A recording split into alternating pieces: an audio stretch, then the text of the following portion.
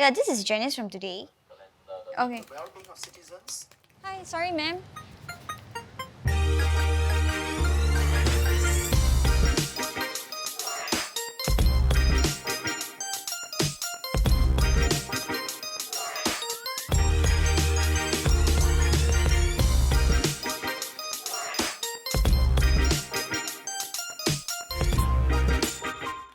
Hi, my name is Janice. I'm 33 years old and I'm a journalist.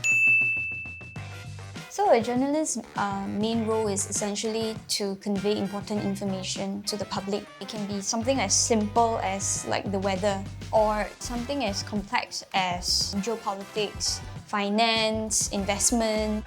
An award-winning article is a story that leads to policy change, but it is very hard to come by. Reporters don't just cover news stories that is part of their beat. All of us in the newsroom were basically asked to cover the pandemic. It was a breaking news situation. There was a COVID-19 case. My editor called me at about 7:30 a.m. in the morning and told me to go down to the ferry terminal and told me to cover this case. It has nothing to do with business, so you just have to do whatever you can. There's no fixed way of getting a story. Usually it comes with a tip-off, or you observe a trend and you want to find out more about that trend. So you do your research, speak to people within the industry, then you tell your editor what information you have gathered. The editor will decide, oh, okay, it's enough, or no, it's not enough. Sometimes there may be no story, but if let's say we think that there's enough information, we plan how to write it, and then that's when we start writing. And to me personally, I think that's actually the easiest part. So some days we are chasing stories, some days we are just covering Parliament. And when we are covering Parliament, it's literally you're just in front of the laptop for hours, sometimes 8 hours, sometimes 10 hours. Oh my God. So one of the common misconceptions that people have is that the government has someone in the newsroom every day and monitors every single thing that we do. Oh, no. The government don't have a lot of time to go and read every single article that we write anyway.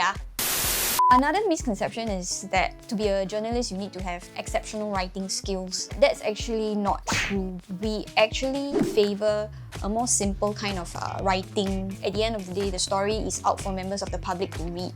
So for example, the victim is conveyed to the hospital. Just say send to hospital lah! I did a double major in sociology and history in my undergrad. It was during then that I decided that I want to be a journalist, and my lecturer actually said that the purpose of being a journalist is to tell the stories of the underdogs in society. I did a master's in human rights and democratization of the Asia-Pacific region. Both my bachelor's and master's are generally in the social sciences/humanities area. I believe that it helps in being a journalist. It really trains you to think critically. Reporting live from the CBD area, we have Janice Lim. So another very critical skill a journalist should have is this thing called news sense. It's basically this intuition as to what kind of stories that readers will want to read. It's a much harder skill to hone than compared with writing. Other good skills to have as a journalist are more technical skills, such as photography, graphic design, and video production, on top of your basic writing and information gathering skills. Publications are going online right now, so there are so many more ways of telling a story beyond just text.